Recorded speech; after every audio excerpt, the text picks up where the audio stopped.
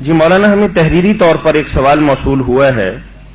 کہ قرآن مجید کی صورتوں کے نام کس نے رکھے ہیں، نیز بسم اللہ الرحمن الرحیم سورت کا حصہ ہے یا نہیں؟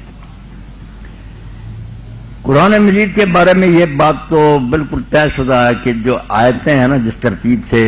لگی ہوئی اور ان کو صورتیں بنائی، یہ تو اللہ کے رسول نے جبریل امین علیہ السلام کے کہنے پر اللہ کے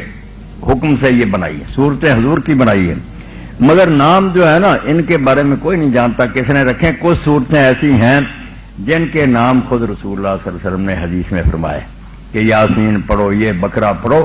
باقی عام جو ہے نا علماء نے یہ تجویز کی ہیں، دیکھ کر پہلا لفظ لے لیا، یہ صورت میں کوئی بہت موٹی بات آ گئی، عنکبوت ورگا نور جیسا لفظ اسے رکھ لیا، تو ناموں کا ایسا کوئی مسئلہ نہیں۔ کئی لوگ جو ہے نا وہ بجائے اس طرح نام لینے کے بخاری شریف میں آتا کہتے تھے کہ وہ سورت جس میں بقرہ کا تذکرہ لمبا فکرہ بولتے تھے،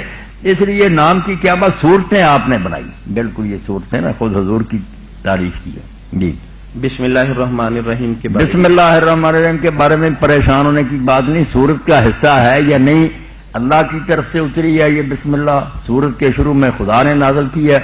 اب برکت کے لیے جیسے ہم کھانا کھانے کا حصہ نہیں بسم اللہ، برکت کے لیے پہلے پڑھتے ہیں بسم اللہ الرحمن، کھانا تو ہوا جب لقمہ منہ میں ڈال تو سورت تو آگے ہی مضمون شروع ہوتا ہے، یہ برکت ایک دیباچہ ہے افتتاحیہ،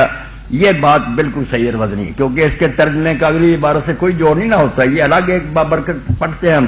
بات آگے شروع ہوتی، تو اس کو یہی کہنا چاہیے کہ یہ اس کی تمہید ہے، اس کا افتتاح ہے، دیباچہ جزاکم اللہ